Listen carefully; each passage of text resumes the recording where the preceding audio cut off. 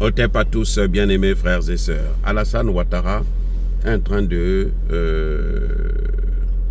exposer, inviter le terreau en Côte d'Ivoire. Je vous ai déjà dit et je le répète encore, chaque fois que vous faites venir la France, vous savez quoi? Eh bien, la France vient avec ses alliés. Les meilleurs alliés de la France, ce sont lesquels? Mais ce n'est même pas les pays européens. Parce que tous les pays européens là, ont le même statut.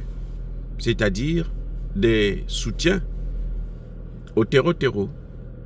Donc, les vrais alliés de la France, ce sont les terreau. Parce que ce sont eux les chevals de Troie. Ce sont eux que la France envoie pour aller détruire nos pays. Et tout pays qui les fait venir dans son pays, eh bien, qu'il sache qu'il est en train d'inviter le diable dans sa maison. Ah oui. Alassane Ouattara a tellement besoin d'un quatrième mandat que monsieur est prêt à tout. Il fait venir l'armée américaine, il fait venir l'armée française. Enfin, il maintient l'armée française, même si là il déclare que bon, il promet qu'il va les faire partir. Bon, c'est des promesses de candidat. Parce qu'il veut être candidat, donc il veut avoir le soutien, le maximum de soutien possible de la France. Il ne peut pas parler de la France, et puis entre-temps, il est en train de donner les papiers, la nationalité aux Libanais, aux Syriens et tout machin. C'est-à-dire que Alassane Ouattara est en train de tout faire pour que la Côte d'Ivoire puisse être enflammée. C'est vraiment un pompier pyromane. C'est incroyable, du jamais vu. Et voilà, maintenant, on apprend que les terreaux qu'il a entretenus, qu'il soigne, qu'il nourrit, qu'il équipe, avec bien entendu son maître Emmanuel Macron, ont attaqué la Côte d'Ivoire. On a tué au moins un gendarme à la frontière avec le Burkina Faso, mais du côté Côte d'Ivoire. En fait, ce que se passe, c'est quoi? C'est que le général Tchani l'a bien expliqué.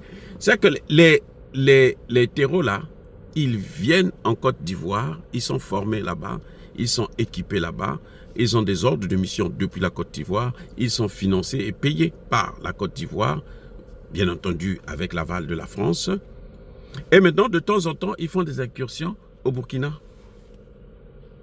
Ah oui, ils viennent au Burkina Faso. Quand le Burkina Faso les poursuit, eh ben, ils traversent la frontière. Et quand ils vont de l'autre côté, ben, personne ne peut les arrêter.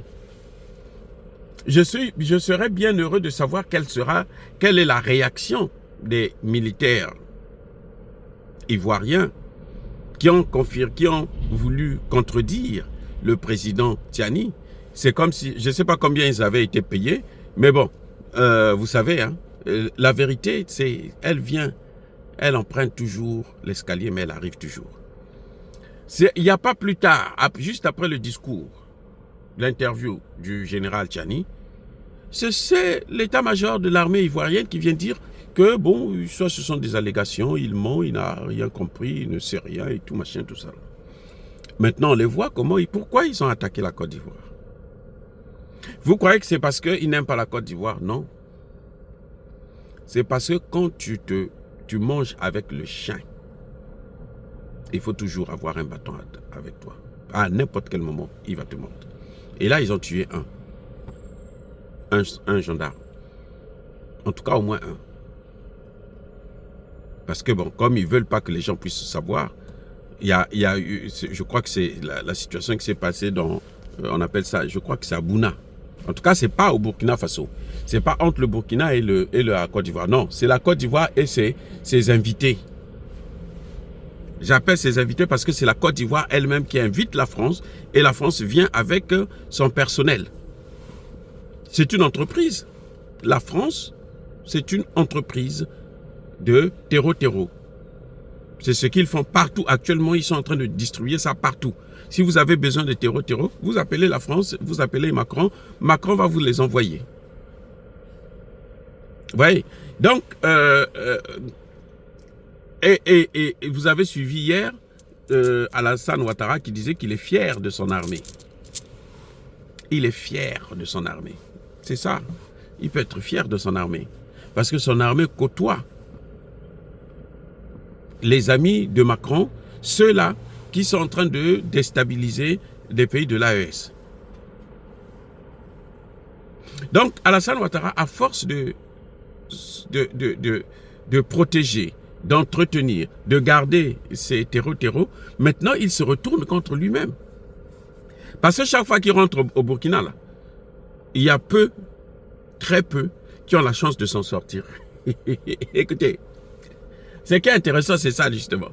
C'est que, et ils ont compris que quand ils rentrent au Burkina, peu parmi eux, c'est-à-dire que s'ils sont rentrés 10, il y en a 8 ou 9 qui vont rester là-bas.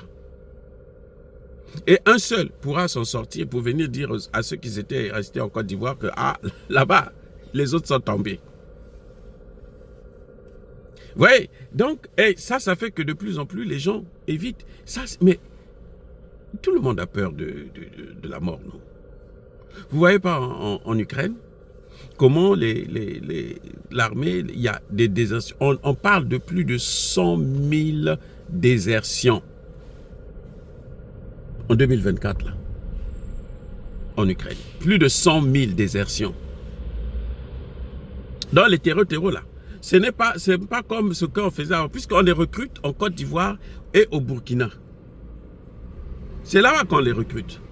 En Côte d'Ivoire, au Burkina, au Ghana, ainsi de suite. Donc, ce n'est pas des gens qui ont, c'est-à-dire que, comme le terreau de l'époque, où, bon, les gens, ils peuvent sauter avec, exploser et puis partir eux-mêmes, s'envoyer au repos éternel. Maintenant, les gens sont un peu plus conscients. Ils veulent l'argent. C'est des businessmen. Nous, on va neutraliser des gens pour vous. Et vous nous payez. Maintenant, quand ils vont en mission pour neutraliser, ce sont eux qui sont neutralisés. Mais à un moment donné, ils commencent à frémir, à se dire que, ah, attention, mais la mission en question, là, ce n'est pas comme ce qu'on croyait. Ce n'est pas aussi une promenade de santé. Ce n'est pas aussi facile que ça. Et c'est pour ça que maintenant, ce qui se passe, c'est que ce qui est plus facile pour eux, c'est d'attaquer les gens qui les nourrissent pour prendre tout ce qu'eux, ils ont. Bientôt, ils vont revendiquer un territoire là-bas aussi.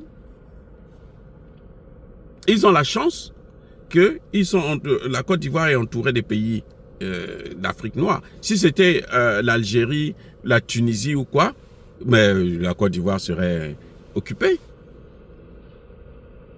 Mais elle va finir par l'être si ça continue avec cette politique, puisqu'ils sont en train d'acheter tout Abidjan. Après, ils vont s'étendre, ils vont prendre. Et puis maintenant, dans Abidjan, si tu veux rentrer, tu dois faire la guerre contre eux. C'est ça qui est en train de venir là. Des nationalisations en masse, des gens que vous savez, qui ont une haine contre vous, une haine viscérale. Tous les Arabes là ont une haine viscérale contre les Noirs. Les gens qui disent que les Arabes, ce sont nos amis là, moi je pense qu'ils sont un peu fous. C'est maintenant une folie. Parce qu'on sait maintenant, aujourd'hui, on sait que ce sont eux qui ont inventé l'esclavage. Ce n'est pas les Blancs, ce sont les Arabes. On sait que ce sont eux qui ont inventé ça. Et ils ont continué jusqu'aujourd'hui. On le voit, la Mauritanie est un exemple. Le Sahara occidental est un exemple. On voit l'attitude aujourd'hui du Maroc, de l'Algérie, ainsi de suite en Afrique subsaharienne. Donc Alassane Ouattara, il est en train de commettre une erreur monumentale et que 2025, il faut tout faire pour le faire partir de là. On l'a assez supporté, maintenant ça suffit. Les amis, soyez bénis, abondamment bénis par le Dieu des Kémites et par nos ancêtres angélisés. Mais que tous ceux qui persécutent le continent africain, le pillent et le déstabilisent, qu'ils soient noirs, blancs, chinois, arabes, juifs, indiens ou qui qu'ils soient punis, maudits, foudroyés, neutralisés, écrasés, effacés par le Dieu des Kémites et par nos ancêtres angélisés. Bonne et heureuse année 2025. J'ai dit et j'assume.